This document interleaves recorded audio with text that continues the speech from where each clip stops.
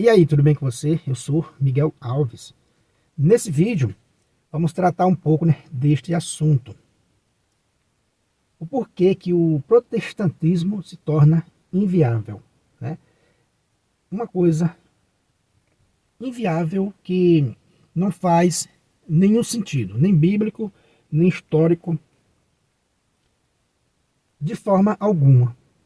Muito pelo contrário, né? O protestantismo, ele abriu as portas do mundo, para o relativismo, para um ateísmo militante, para esse mundo, ateu, hostil a Deus e a sua igreja. E é isso que a gente vê claramente, nesse mundo. E para tirar isso da cabeça de alguém que sofreu, uma lavagem cerebral tremenda ao longo de anos, E para tirar isso, desfazer essa mentira de que o protestantismo é inviável, é uma, chega até a ser, uma coisa, uma maluquice, A gente vê aí nas redes sociais algumas igrejinhas, As pessoas com danças esquisitas, profecias esquisitas. Uma coisa, tremenda. É uma coisa tremenda. Vamos para esse assunto, O protestantismo é inviável. Vamos tratar um ponto nesse vídeo, de muitos, Mas o ponto que a gente vai tratar nesse vídeo é a formação do cânon bíblico. Eu tenho visto alguns defensores protestantes dizer que não precisamos de uma definição do século IV da Igreja Romana, como eles gostam de dizer, A gente não precisava dessa decisão da Igreja para conhecermos a Bíblia, Sagrada. Mas antes, eu peço a você que não é inscrito nesse canal, que se inscreva, ativa aí o sininho das notificações. Vamos juntos, defendendo aqui a nossa fé. E mostrando esses pontos que não faz nenhum sentido ser protestante. Não faz nenhum sentido. Lendo as Sagradas Escrituras, principalmente, não encontramos nada que aprove, a atitude humana, do protestantismo, Não encontramos nada que aprove. E uma dessas coisas, como eu disse, vamos ver o cânon sagrado. Como eu já adiantei, eu já vi aqui defensores protestantes dizendo, olha, no primeiro século as cartas de Paulo já eram tidas como Sagradas Escrituras. Olha, textos do Novo Testamento já eram tidos como Sagradas Escrituras. Então, a Bíblia define ela mesma. Veja, obviamente que no primeiro século já se tinha conhecimento de que parte do que temos hoje do Novo Testamento, parte que a gente tem hoje do Novo Testamento, já sim era tido como Sagradas Escrituras, Palavra de Deus. Parte, obviamente, mas não tudo, Esses 27 livros que temos hoje não estava definido já no primeiro século, A gente sabe que vai haver uma definição dessa lista só no final do quarto século. Então dizer que no primeiro século, que já no primeiro século ali, pro segundo século, já tinha essa definição, como a gente tem hoje, é desconfiar dos pais da igreja, veja, de homens que são sucessores diretos dos apóstolos de nosso Senhor Jesus Cristo. Próximo ali da fonte, bem mais próximo do que o protestantismo que surge no século XVI e um pouco antes, né, com seus, né, pré-reformadores, né? Veja, dizer isso, afirmar isso que esses defensores protestantes fazem, né? Olha, nós teríamos a Bíblia de qualquer forma, nós não precisávamos dessa decisão da Igreja Romana do quarto século, porque no primeiro século ali já tinha as Sagradas Escrituras. Como eu disse, né, tinha parte já que era considerada como Sagradas Escrituras, obviamente, que era o que eles liam, mas isso estava espalhado pela região, por todos os lugares. Não era um livrinho pequeno, como a gente tem hoje na mão, né? Era coisa bem maior, bem difícil. Então, afirmar isso, né, que já estava definido ali no primeiro século, né, para o segundo século, é chamar os pais da igreja de burro, né? Porque se já estava definido, para que ficar mais 200 anos discutindo a questão, né? Se até hoje é discutido ainda a questão, imagine lá no início, né? Imagine lá no início. Então, é chamar os pais da igreja de burros, aqueles que eu acabei de dizer que é sucessor direto dos apóstolos. Dizer, olha, as Sagradas Escrituras já era Sagradas Escrituras antes da igreja definir. Sim, elas já eram Sagradas Escrituras antes da igreja definir, mas você hoje não saberia quais seriam as Sagradas Escrituras, devido a um amontoado de livros que tinha na época. Então é fácil hoje você dizer, não, esses 27 livros já estava prontinho. Repito, né? Parte desses 27 livros, no primeiro século, com certeza absoluta, já era Sagradas Escrituras. Só que, devido a mais de 70 livros, misturado com esses, coube a autoridade da igreja, guiada pelo Espírito Santo, né, discernir esses 27 que a gente tem hoje. Então é isso que você precisa entender, é isso que o protestante precisa entender. Aonde ele se torna inviável, que eu quero dizer nisso, é que quando ele quer negar a igreja, ele cai em uma armadilha, né? Porque né, se ele diz, olha, nós não precisamos da igreja, dessa definição do século IV, da igreja romana, porque nós teríamos a Bíblia de qualquer forma. É uma tremenda mentira, né? É uma tremenda mentira, porque jamais o protestantismo, com tantos livros na mão, ia chegar a uma, né, conclusão. Jamais. Falar isso com os 27 livros na mão é uma coisa. Agora, falar isso com mais de 100 livros na mão, para você escolher dentre eles, né, esses 27, para você discernir, somente guiado pelo Espírito Santo, que a igreja fez isso.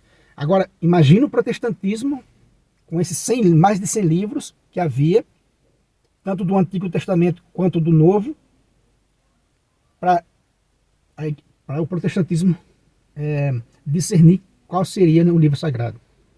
Eu fico imaginando essa lista lá do início nas mãos dos protestantes. Como seria, né, ia ser muito engraçado ver eles com esses livros na mão. Uma denominação ia dizer, não, eu fico com o evangelho de Tomé, outro dizia, eu fico com o evangelho de fulano, outro de Cicrano, né? Havia bastantes evangelhos, outro dia eu fico com o evangelho de Tiago, outro com o evangelho de Barnabé. Ou seja, ia ser uma coisa incrível, né? Então, o protestantismo se torna inviável por conta disso, porque quando ele quer negar uma verdade de fé, cada vez mais ele se atola, como se diz, né, no atoleiro. Cada vez mais ele se afunda, porque ele quer negar uma coisa inegável. Dizer que lá no primeiro século já havia essa definição, que a Bíblia define ela mesma, é chamar os pais da igreja de burro. Então por que eles demoraram tanto tempo para fechar o cânon sagrado, se, segundo esses defensores protestantes do século XXI, já estava definido? Então aqueles homens da igreja passaram tanto tempo para definir, né? Então que sabedoria é essa? Então esses de hoje, né, esses sabidões aí de hoje são, ó, superior, né? São superior aos pais da igreja. Não, isso aí já estava definido lá no primeiro século, né? No comecinho do segundo século já estava definido. Não precisava da igreja de Roma. Não precisamos dessa definição da igreja de Roma. Meu amigo, seja, né, honesto, que se não fosse a igreja católica apostólica romana, jamais você teria essa Bíblia que você tem hoje, né? Então dizer isso com a Bíblia na mão, com o zíper e tudo, né, é fácil, né? Então é isso, né, que os irmãos protestantes precisam entender. Quando você vê esses defensores protestantes dizer isso, que a Bíblia define ela mesma, então ele está chamando os pais da igreja de burro. Porque se a Bíblia define ela mesma, por que tanta discussão para definir essa Bíblia lá no final do século IV? Né? Por que tanta discussão? Sabe por quê, meus irmãos? Porque havia uma lista muito grande, como eu já adiantei, né? A igreja rejeitou mais de 70 livros que ficaram de fora dos livros do cânon bíblico. 38, né, do Antigo Testamento, veja, 38 livros, né, do Antigo Testamento e 34 do Novo Testamento, que a igreja deixou de fora do cânon sagrado. Porque esses livros apócrifos, eles foram escritos, né, pelo povo de Deus, mas que a igreja, o magistério da igreja, guiado pelo Espírito Santo, não os considerou, né, inspirados pelo Espírito Santo. Então, os deixou de fora. 38 do Antigo Testamento e 34 do Novo Testamento. Imagine, era a Bíblia, né? Era em dobro, né? Ou seja, se esses 70 e poucos livros tivessem sido aceitos, nós teríamos aí um volume bem grande das Sagradas Escrituras. Se nós temos esse volume de 72, 73 livros, né, das Sagradas Escrituras que temos hoje, imagine o dobro disso, né? Então, se a discussão com esse que a gente tem já é grande, imagine, isso ia ser o dobro de discussão. Imagine com tanto, né, livros assim. Como a gente vê, né, 34 livros que a igreja rejeitou do Novo Testamento, muitos evangelhos, epístolas, Atos, né, Apocalipse, ou seja, foram escritos pelo povo de Deus, que o magistério da igreja entendeu que ali havia muita fantasia, até heresias, e a igreja os considerou importantes para o estudo, mas não livros, né, inspirados, por isso deixou de fora. Precisava ou não precisava de uma autoridade para definir isso, né? Cerca de 34 só no Novo Testamento. E a igreja definiu, né, guiada pelo Espírito Santo, definiu esses 27 que temos hoje. Para um defensor protestante no século XXI dizer que a Bíblia define ela mesma. Só porque em partes das Sagradas Escrituras já está dizendo que ela é Sagradas Escrituras. Como eu disse no início do vídeo, está dizendo sim que ela é Sagradas Escrituras. Já havia parte sim ali no primeiro século, com certeza absoluta, que não tinham o que discutir, era Sagradas Escrituras. Portanto, existia também uma grande parte que ainda precisava ser definida. E a igreja fez isso guiada pelo Espírito Santo. Como a gente pode ver, ó, Evangelho segundo os Hebreus, Evangelho de Tiago, né? Evangelho de Tomé, Evangelho de Pedro, Evangelho de Nicodemos, Evangelho segundo os egípcios, Evangelho de Filipe, Evangelho de Bartolomeu, Evangelho de Barnabé e muitos outros evangelhos que ficaram de fora dos livros inspirados. Atos de Pedro, né? Atos de Paulo, Atos de André, Atos de João, Atos de Tomé, Atos de Filipe, Atos de Tadeu, Epístolas de Barnabé, terceira epístola aos Coríntios, Epístola aos Laodicenses, cartas dos apóstolos. Veja, Apocalipse de Pedro, Apocalipse de Paulo. E você vai vendo, esses livros todos foram chegando para a igreja discernir, né? Foram chegando. Que o povo de Deus escreveu, como eu já disse, né? E trouxeram para a igreja discernir. Com certeza quem trouxe já tinha aquela mentalidade que era a palavra de Deus, que era as Sagradas Escrituras também, né? Os autores desses livros chegaram para a igreja, chegaram para os pais da igreja e disseram, olha, aqui também é Sagradas Escrituras. Trouxeram também como Sagradas Escrituras, apresentaram também como Sagradas Escrituras.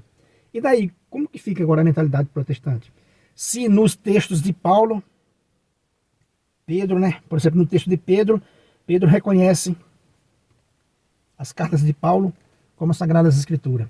Aqui fala de uma terceira carta aos Coríntios. As duas cartas que temos ditas como de São Paulo. E essa terceira carta aos Coríntios. Então, veja, surgiram muitas cartas, muitas epístolas, muitos evangelhos, muitos atos, né? E muitos apocalipse, que as pessoas traziam também com essa intenção de dizer, olha, aqui também é Sagradas Escrituras, é a palavra de Deus. Agora imagine hoje, no século XXI, se as pessoas, né, apresentassem essas amontoado de livros, esses amontoado de cartas, para os protestantes discernir. Eu até ri um pouco, né? Imagine como seria os protestantes discernindo esses livros aqui. Porque, repito, assim como Pedro reconhece que as cartas de Paulo já é Sagradas Escrituras, esses aqui também, esses autores, com certeza também tinham essa intenção, ou já reconheciam também esses apócrifos aqui, que a igreja rejeitou, como Sagradas Escrituras. Então houve sim uma discussão de mais de 200 anos, pessoas querendo colocar esses livros aqui, ó, na Bíblia que temos hoje, dizendo, não, isso aqui também é Sagradas Escrituras. Então, coube ou não coube a autoridade da igreja discernir, né, guiada pelo Espírito Santo, esses 27 livros que a gente tem hoje, né? Coube, com certeza. Então, o protestantismo se torna inviável quando eles fazem esse tipo de argumento. Para enganar quem? Olha, lá no primeiro século, as cartas, né, já está definindo ela mesma, já está dizendo que era Sagradas Escrituras. Sim, ela era Sagradas Escrituras. Porém, surgiram outras dizendo também que era. Surgiram vários evangelhos do povo de Deus, várias cartas, vários apocalipse, vários atos de pessoas que disseram, olha, isso aqui também precisa ser avaliado também como palavra de Deus, que a igreja rejeitou.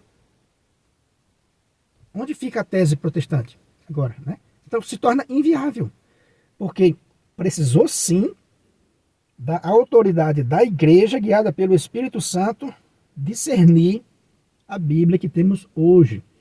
Se não fosse a igreja católica apostólica romana, não teríamos essa Bíblia. Não teríamos uma Bíblia fechada como temos hoje.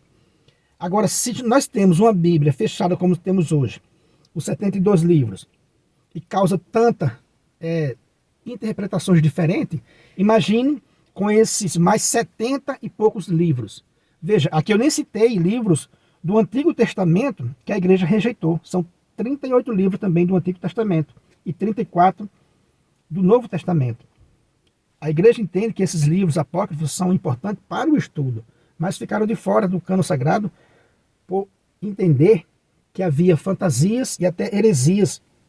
Por isso não considerou inspirados. E um fato interessante para a gente entender é que os protestantes, né, rejeitaram a definição de 7 livros do Antigo Testamento. Com a Reforma Protestante, eles tiraram 7 livros, né, do Antigo Testamento. No entanto, aceitaram os 27 livros do Novo Testamento. No primeiro momento, Lutero retirou a carta de São Tiago, né? E depois recolocaram. Os protestantes têm. Mas veja, fora isso, os protestantes não rejeitaram os 27 livros do Novo Testamento.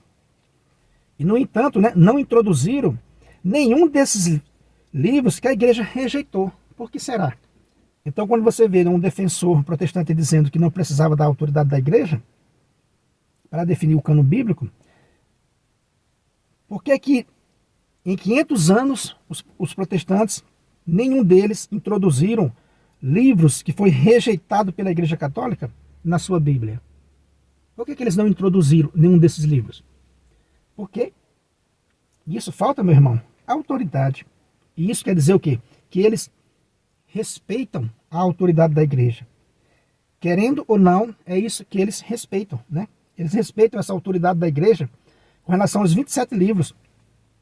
Eles fazem a interpretação errada deles. Mas veja, mas eles não tiraram, exceto esse momento em que Lutero tirou a carta de São Tiago, né? Mas já resolveram isso.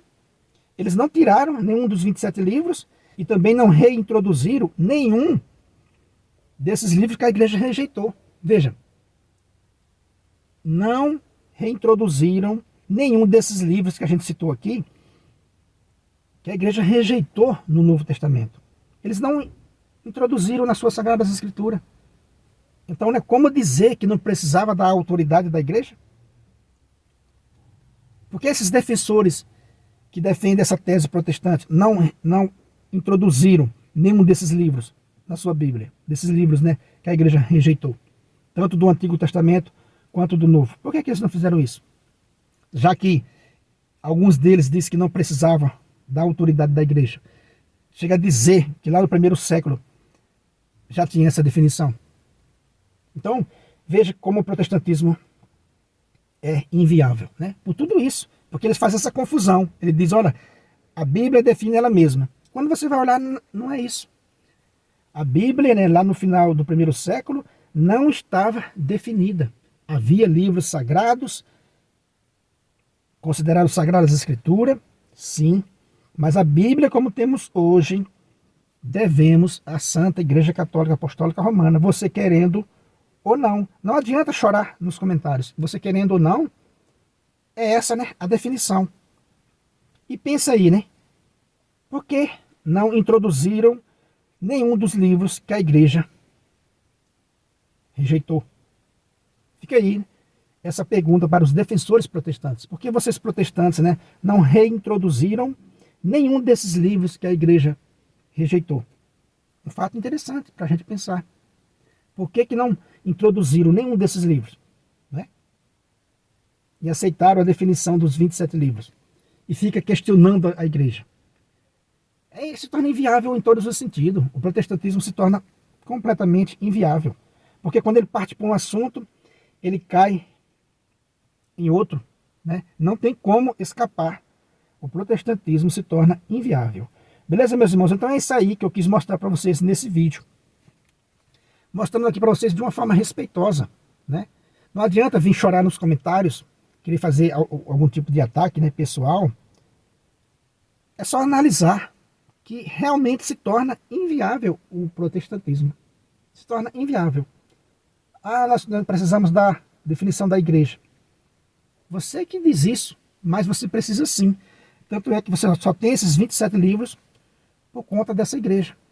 Mas se lá no primeiro século nós teríamos também, teria coisa nenhuma. Tanto é que vocês protestantes, em 500 anos, não escreveram uma revista junto, não escreveram uma folha junto, e não são capazes de fazer isso.